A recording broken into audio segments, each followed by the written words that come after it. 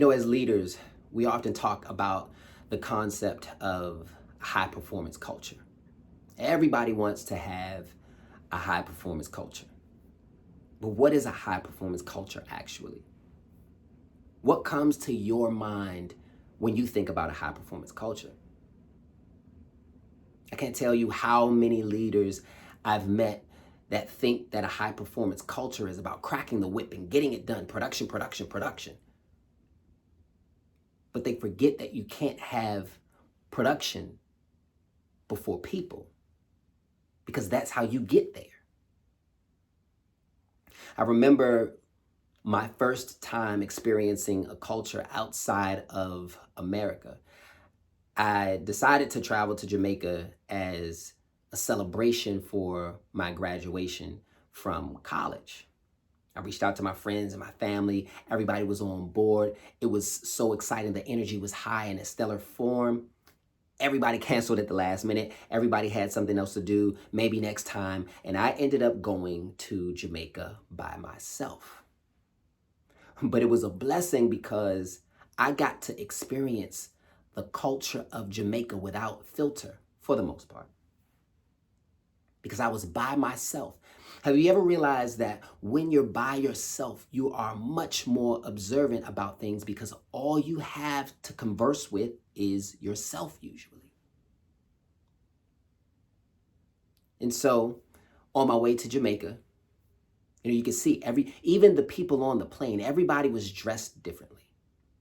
Flip-flops, shorts with flowers on them, palm trees, smiles, sunglasses. It was a very different energy because, how many of you can think about having to prepare because you knew that the environment that you were stepping into required you to show up differently? You see, sometimes a culture will cause your mindset to shift when you know about the culture in advance or when you have an idea about the culture in advance. And so the mindset of the people that were traveling to this place was generally the same. You didn't see people with snowsuits on traveling to Jamaica because they had an idea of the environment that they were stepping into.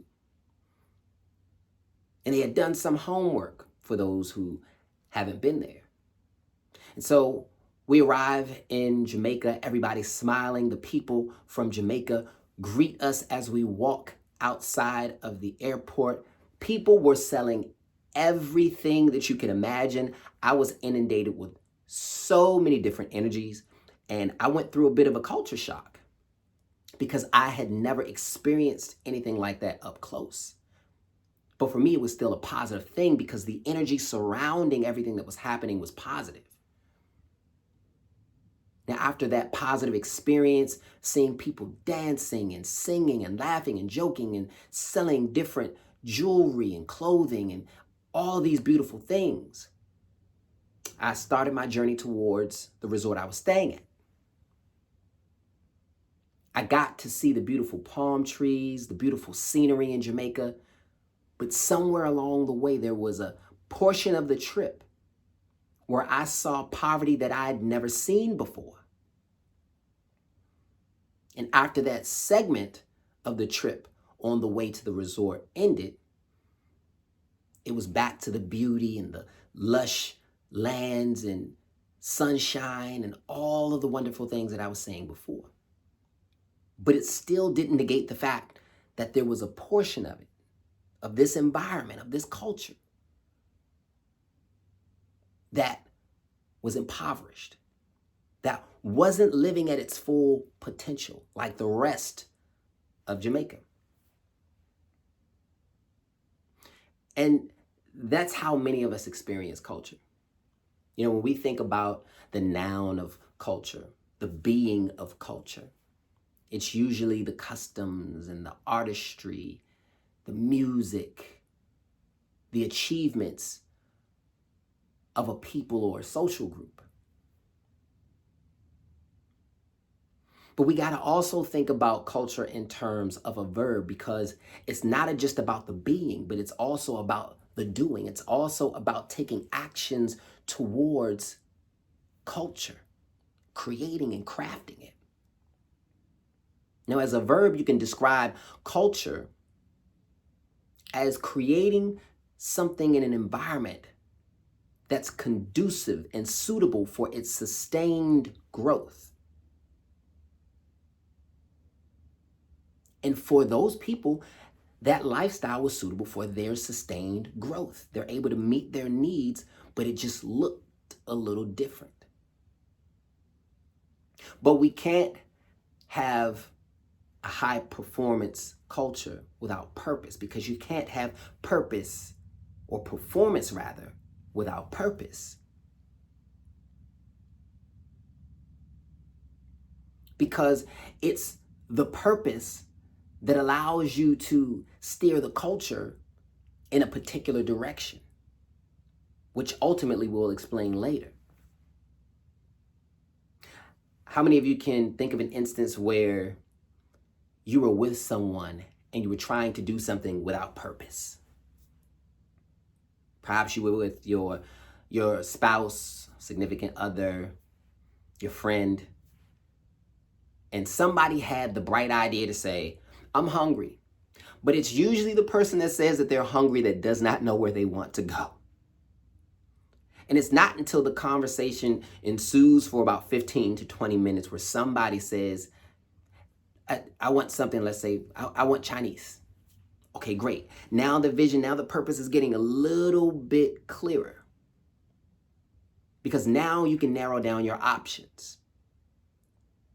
Now you're starting to craft the plan for where you're going to go so that you can meet the need that you have collectively. And so you decide on a place, you go. Well, purpose in its simplest definition is setting an intention. Setting an intention that has the desired outcome.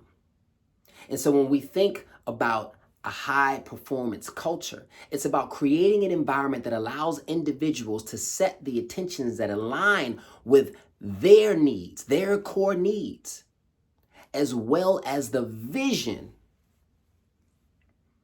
of the organization. And so the organization, it has a need. It's hungry. It's hungry to fulfill its vision. That's the need. How are we going to get there? We have an organization of 50 people and 50 purposes. That can get a bit messy. But when we begin to dissect it, and when we begin to look at the stories of the people, we can look and find that there are so many different commonalities and begin to narrow down how to create the intention that will move everybody in the same direction. And it becomes high performance when everyone can operate in an environment that is conducive to their highest benefit while also achieving the common goal. And that's how we can begin to think about a high performance culture. But how do we create a high performance culture? That's a huge concept. And so we'll just talk about the first step. And the first step to creating a high performance culture is by developing a deep understanding of people.